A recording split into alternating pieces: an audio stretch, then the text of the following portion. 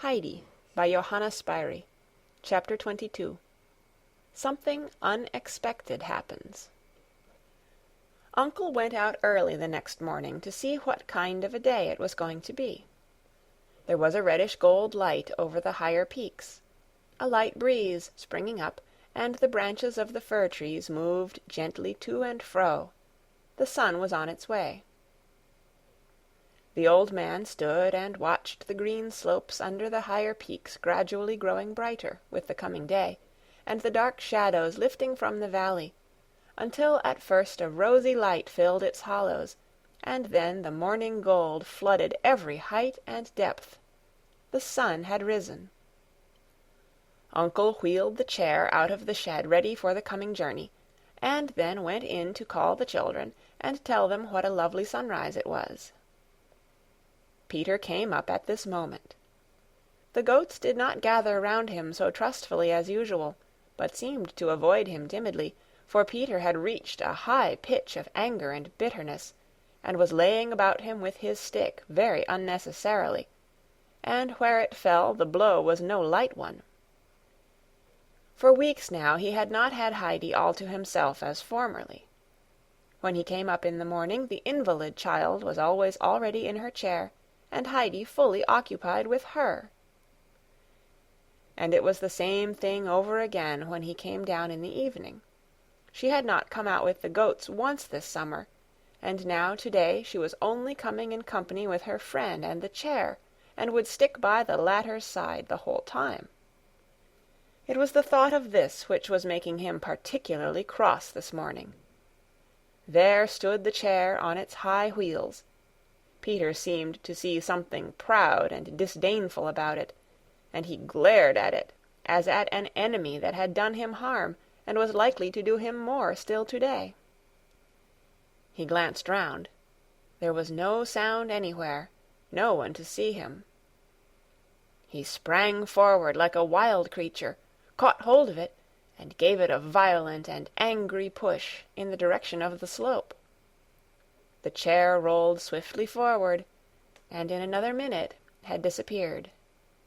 Peter now sped up the mountain as if on wings, not pausing till he was well in shelter of a large blackberry bush, for he had no wish to be seen by Uncle, but he was anxious to see what had become of the chair, and his bush was well placed for that. Himself hidden, he could watch what happened below, and see what Uncle did without being discovered himself. So he looked, and there he saw his enemy running faster and faster downhill. Then it turned head over heels several times, and finally, after one great bound, rolled over and over to its complete destruction. The pieces flew in every direction, feet, arms, and torn fragments of the padded seat and bolster. And Peter experienced a feeling of such unbounded delight at the sight that he leapt in the air, laughing aloud and stamping for joy. Then he took a run round, jumping over bushes on the way, only to return to the same spot and fall into fresh fits of laughter. He was beside himself with satisfaction, for he could see only good results for himself in this disaster to his enemy. Now Heidi's friend would be obliged to go away, for she would have no means of going about, and when Heidi was alone again she would come out with him as in the old days, and everything would go on in the proper way again. But Peter did not consider, or did not know, that when we do a wrong thing, trouble is sure to follow. Heidi now came running out of the hut and round to the shed. Grandfather was behind with Clara in his arms. The shed stood wide open, the two loose planks having been taken down, and it was quite light inside. Heidi looked into every corner, and ran from one end to the other, and then stood still, wondering what could have happened to the chair. Grandfather now came up. "How is this? Have you wheeled the chair away, Heidi?" "I have been looking everywhere for it, Grandfather. You said it was standing ready outside." And she again searched each corner of the shed with her eyes. At that moment the wind, which had risen suddenly, blew open the shed door and sent it banging back against the wall. "It must have been the wind, Grandfather," exclaimed Heidi, and her eyes grew anxious at this sudden discovery. "Oh, if it has blown the chair all the way down to Dorfli, we shall not get it back in time, and shall not be able to go." "If it has rolled as far as that, it will never come back, for it is in 100 pieces by now," said the grandfather, going round the corner and looking down. "But it's a curious thing to have happened," he added, as he thought over the matter, for the chair would have had to turn a corner before starting downhill. "Oh, I am sorry," lamented Clara, "for we shall not be able to go today, or perhaps any other day. I shall have to go home, I suppose, if I have no chair. Oh, I am so sorry, I am so sorry." But Heidi looked towards her grandfather with her usual expression of confidence. "Grandfather, you will be able to do something, won't you, so that it need not be as Clara says, and so that she is not obliged to go home?"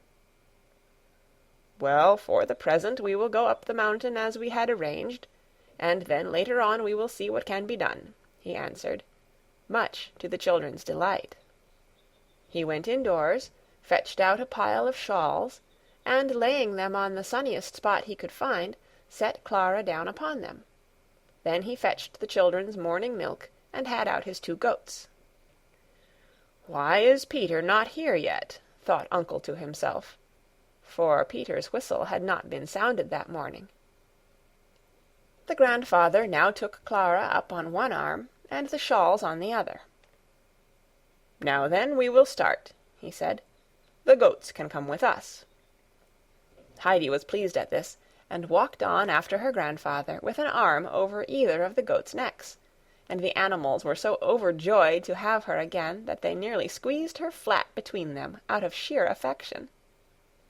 When they reached the spot where the goats usually pastured, they were surprised to find them already feeding there, climbing about the rocks, and Peter with them, lying his full length on the ground. "I'll teach you another time to go by like that, you lazy rascal. What do you mean by it?" Uncle called to him. Peter, recognizing the voice, jumped up like a shot.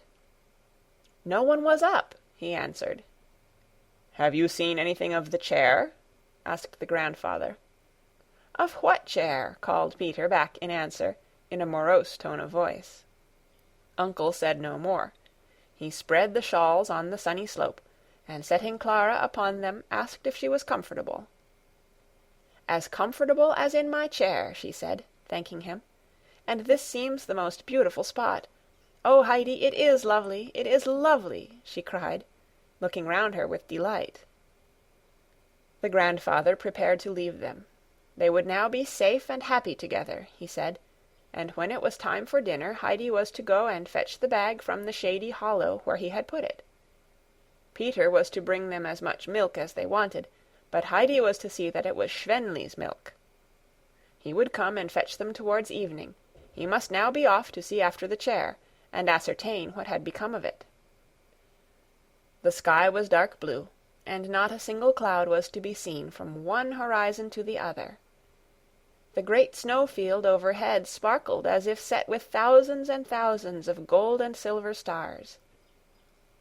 The 2 gray mountain peaks lifted their lofty heads against the sky, and looked solemnly down upon the valley as of old. The great bird was poised aloft in the clear blue air, and the mountain wind came over the heights and blew refreshingly around the children as they sat on the sunlit slope.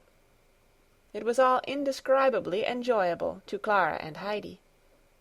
Now and again a young goat came and lay down beside them.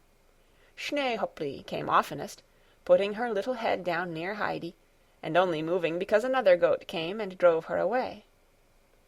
Clara had learned to know them all so well that she never mistook one for the other now, for each had an expression and ways of its own.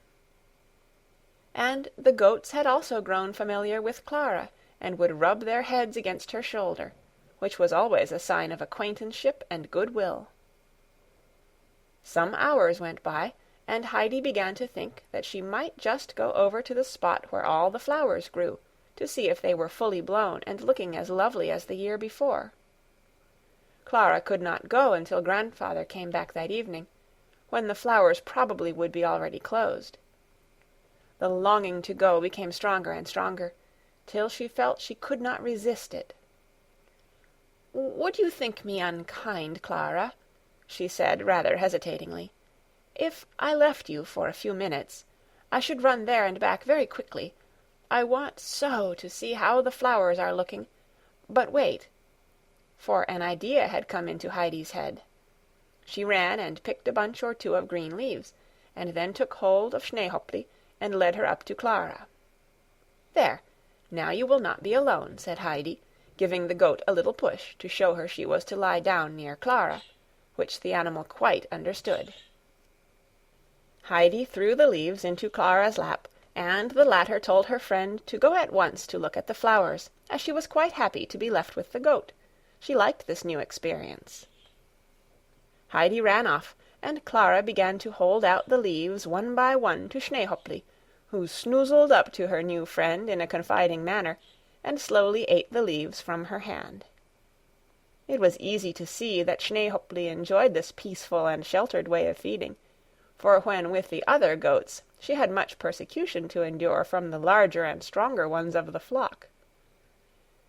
And Clara found a strange new pleasure in sitting all alone like this on the mountain-side, her only companion a little goat that looked to her for protection. She suddenly felt a great desire to be her own mistress, and to be able to help others, instead of herself being always dependent as she was now. Many thoughts, unknown to her before, came crowding into her mind, and a longing to go on living in the sunshine, and to be doing something that would bring happiness to another, as now she was helping to make the goat happy. An unaccustomed feeling of joy took possession of her, as if everything she had ever known or felt became all at once more beautiful, and she seemed to see all things in a new light, and so strong was the sense of this new beauty and happiness that she threw her arms round the little goat's neck and exclaimed, "Oh, Schneehopli, how delightful it is up here! If only I could stay on forever with you beside me!" Heidi had meanwhile reached her field of flowers, and as she caught sight of it she uttered a cry of joy. The whole ground in front of her was a mass of shimmering gold, where the cistus flowers spread their yellow blossoms. Above them waved whole bushes of the deep blue bellflowers, while the fragrance that arose from the whole sunlit expanse was as if the rarest balsam had been flung over it. The scent, however, came from the small brown flowers, the little round heads of which rose modestly here and there among the yellow blossoms. Heidi stood and gazed and drew in the delicious air. Suddenly she turned round and reached Clara's side, out of breath with running and excitement. "Oh, you must come!" she called out as soon as she came in sight. "It is more beautiful than you can imagine, and perhaps this evening it may not be so lovely. I believe I could carry you. Don't you think I could?" Clara looked at her and shook her head. "Why, Heidi, what can you be thinking of? You are smaller than I am. Oh, if only I could walk!" Heidi looked round as if in search of something. Some new idea had evidently come into her head. Peter was sitting up above looking down on the two children. He had been sitting and staring before him in the same way for hours, as if he could not make out what he saw. He had destroyed the chair so that the friend might not be able to move anywhere, and that her visit might come to an end, and then a little while after she had appeared right up here under his very nose with Heidi beside her. He thought his eyes must deceive him, and yet there she was, and no mistake about it. Heidi now looked up to where he was sitting and called out in a peremptory voice, "Peter, come down here." "I don't wish to come," he called in reply. "But you are to. You must. I cannot do it alone, and you must come here and help me. Make haste and come down," she called again in an urgent voice. "I shall do nothing of the kind," was the answer. Heidi ran some way up the slope towards him, and then pausing called again, her eyes ablaze with anger. "If you don't come at once, Peter, I will do something to you that you won't like. I mean what I say." Peter felt an inward throe at these words, and a great fear seized him. He had done something wicked which he wanted no one to know about, and so far he had thought himself safe. But now Heidi spoke exactly as if she knew everything, and whatever she did know she would tell her grandfather, and there was no one he feared so much as this latter person. Supposing he were to suspect what had happened about the chair! Peter's anguish of mind grew more acute. He stood up and went down to where Heidi was awaiting him. "I am coming, and you won't do what you said." Peter appeared now so submissive with fear that Heidi felt quite sorry for him, and answered assuringly, "No, no, of course not. Come along with me. There is nothing to be afraid of in what I want you to do." As soon as they got to Clara, Heidi gave her orders. Peter was to take hold of her under the arms on one side, and she on the other, and together they were to lift her up. This first movement was successfully carried through, but then came the difficulty. As Clara could not even stand, how were they to support her and get her along? Heidi was too small for her arm to serve Clara to lean upon. "You must put one arm well around my neck, so, and put the other through Peter's, and lean firmly upon it. Then we shall be able to carry you." Peter, however, had never given his arm to anyone in his life. Clara put hers in his, but he kept his own hanging down straight beside him like a stick. "That's not the way, Peter," said Heidi in an authoritative voice. "You must put your arm out in the shape of a ring, and Clara must put hers through it, and lean her weight upon you, and whatever you do, don't let your arm give way. Like that. I am sure we shall be able to manage." Peter did as he was told, but still they did not get on very well. Clara was not such a light weight, and the team did not match very well in size. It was up one side and down the other, so that the supports were rather wobbly. Clara tried to use her own feet a little, but each time drew them quickly back. "Put your foot down firmly once," suggested Heidi. "I am sure it will hurt you less after that."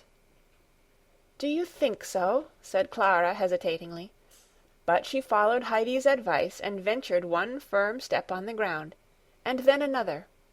She called out a little as she did it. Then she lifted her foot again and went on. "Oh, that was less painful already!" she exclaimed joyfully.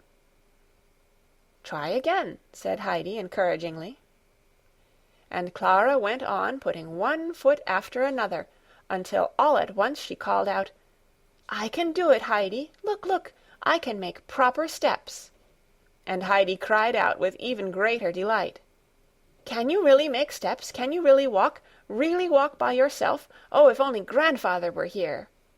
And she continued gleefully to exclaim, "You can walk now, Clara, you can walk!"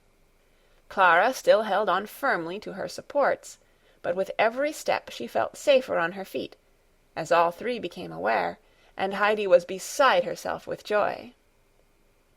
"Now we shall be able to come up here together every day, and go just where we like, and you will be able all your life to walk about as I do, and not have to be pushed in a chair, and you will get quite strong and well. It is the greatest happiness we could have had."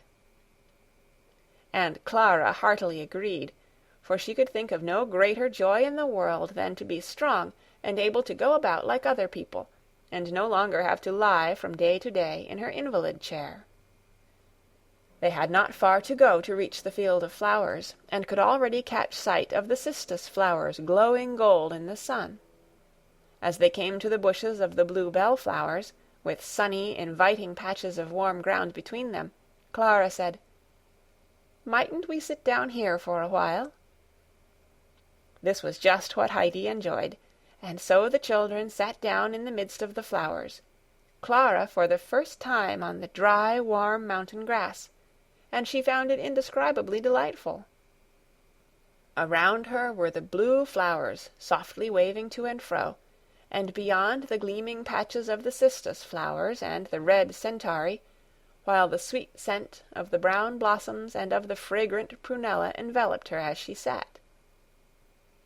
Everything was so lovely, so lovely. and Heidi, who was beside her, thought she had never seen it so perfectly beautiful up here before, and she did not know herself why she felt so glad at heart that she longed to shout for joy. Then she suddenly remembered that Clara was cured. That was the crowning delight of all that made life so delightful in the midst of all this surrounding beauty. Clara sat silent, overcome with the enchantment of all that her eye rested upon, and with the anticipation of all the happiness that was now before her. There seemed hardly room in her heart for all her joyful emotions, and these and the ecstasy aroused by the sunlight and the scent of the flowers held her dumb. Peter also lay among the flowers without moving or speaking, for he was fast asleep. The breeze came blowing softly and caressingly from behind the sheltering rocks, and passed whisperingly through the bushes overhead. Heidi got up now and then to run about, for the flowers waving in the warm wind seemed to smell sweeter, and to grow more thickly whichever way she went, and she felt she must sit down at each fresh spot to enjoy the sight and scent. So the hours went by. It was long past noon when a small troop of goats advanced solemnly towards the plain of flowers. It was not a feeding place of theirs, for they did not care to graze on flowers. They looked like an embassy arriving, with Distelfink as their leader. They had evidently come in search of their companions, who had left them in the lurch, and who had, contrary to all custom, remained away so long, for the goats could tell the time without mistake. As soon as Distelfink caught sight of the three missing friends amid the flowers, she set up an extra loud bleat, whereupon all the others joined in a chorus of bleats, and the whole company came trotting towards the children. Peter woke up, rubbing his eyes, for he had been dreaming that he saw the chair again with its beautiful red padding, standing whole and uninjured before the grandfather's door. And indeed, just as he awoke, he thought he was looking at the brass-headed nails that studded it all round, but it was only the bright yellow flowers beside him. He experienced again a dreadful fear of mind that he had lost in this dream of the uninjured chair. Even though Heidi had promised not to do anything, there still remained the lively dread that his deed might be found out in some other way. He allowed Heidi to do what she liked with him, for he was reduced to such a state of low spirits and meekness that he was ready to give his help to Clara without murmur or resistance. When all three had got back to their old quarters, Heidi ran and brought forward the bag, and proceeded to fulfill her promise, for her threat of the morning had been concerned with Peter's dinner. She had seen her grandfather putting in all sorts of good things, and had been pleased to think of Peter having a large share of them, and she had meant him to understand when he refused at first to help her, that he would get nothing for his dinner. But Peter's conscience had put another interpretation upon her words. Heidi took the food out of the bag, and divided it into 3 portions, and each was of such a goodly size that she thought to herself, "There will be plenty of ours left for him to have more still." She gave the other 2 their dinners, and sat down with her own beside Clara, and they all 3 ate with a good appetite after their great exertions. It ended as Heidi had expected, and Peter got as much food again as his own share with what Clara and Heidi had over from theirs, after they had both eaten as much as they wanted. Peter ate up every bit of food to the last crumb, but there was something wanting to his usual enjoyment of a good dinner, for every mouthful he swallowed seemed to choke him, and he felt something gnawing inside him. They were so late at their dinner that they had not long to wait after they had finished, before Grandfather came up to fetch them. Heidi rushed forward to meet him as soon as he appeared, as she wanted to be the first to tell him the good news. She was so excited that she could hardly get her words out when she did get up to him, but he soon understood, and a look of extreme pleasure came into his face. He hastened up to where Clara was sitting, and said with a cheerful smile, "So we've made the effort, have we, and won the day?" Then he lifted her up, and putting his left arm behind her, and giving her his right to lean upon, made her walk a little way, which she did with less trembling and hesitation than before, now that she had such a strong arm round her. Heidi skipped along beside her in triumphant glee, and the grandfather looked too as if some happiness had befallen him. But now he took Clara up in his arms. "We must not overdo it," he said, "and it is high time we went home." And he started off down the mountain path, for he was anxious to get her indoors that she might rest, after her unusual fatigue. When Peter got to Dorfli that evening, he found a large group of people collected round a certain spot, pushing one another and looking over each other's shoulders in their eagerness to catch sight of something lying on the ground. Peter thought he should like to see too, and poked and elbowed till he made his way through. There it lay, the thing he had wanted to see. Scattered about the grass were the remains of Clara's chair, part of the back and the middle bit, and enough of the red padding and the bright nails to show how magnificent the chair had been when it was entire. "I was here when the men passed carrying it up," said the baker, who was standing near Peter. "I'll bet anyone that it was worth 25 pounds at least. I cannot think how such an accident could have happened." "Uncle said the wind might perhaps have done it," remarked one of the women, who could not sufficiently admire the red upholstery. "It's a good job that no one but the wind did it," said the baker again, "or he might smart for it. No doubt the gentleman in Frankfurt, when he hears what has happened, will make all inquiries about it. I am glad for myself that I have not been seen up the mountain for a good 2 years, as suspicion is likely to fall on anyone who was about up there at the time." Many more opinions were passed on the matter, but Peter had heard enough. He crept quietly away out of the crowd, and then took to his heels and ran up home as fast as he could, as if he thought someone was after him. The baker's words had filled him with fear and trembling. He was sure now that any day a constable might come over from Frankfurt and inquire about the destruction of the chair, and then everything would come out, and he would be seized and carried off to Frankfurt, and there put in prison. The whole picture of what was coming was clear before him, and his hair stood on end with terror. He reached home in this disturbed state of mind. He would not open his mouth in reply to anything that was said to him. He would not eat his potatoes. All he did was to creep off to bed as quickly as possible, and hide under the bedclothes and groan. "Peter has been eating sorrel again, and is evidently in pain by the way he is groaning," said Brigitta. "You must give him a little more bread to take with him. Give him a bit of mine tomorrow," said the grandmother sympathizingly. As the children lay that night in bed looking out at the stars, Heidi said, "I have been thinking all day what a happy thing it is that God does not give us what we ask for, even when we pray and pray and pray, if he knows there is something better for us. Have you felt like that?" "Why do you ask me that tonight all of a sudden?"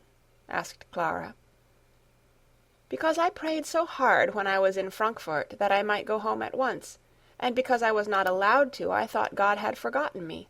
And now, you see, if I had come away at first when I wanted to, you would never have come here, and would never have got well." Clara had in her turn become thoughtful. "But Heidi," she began again, "in that case we ought never to pray for anything, as God always intends something better for us than we know or wish for."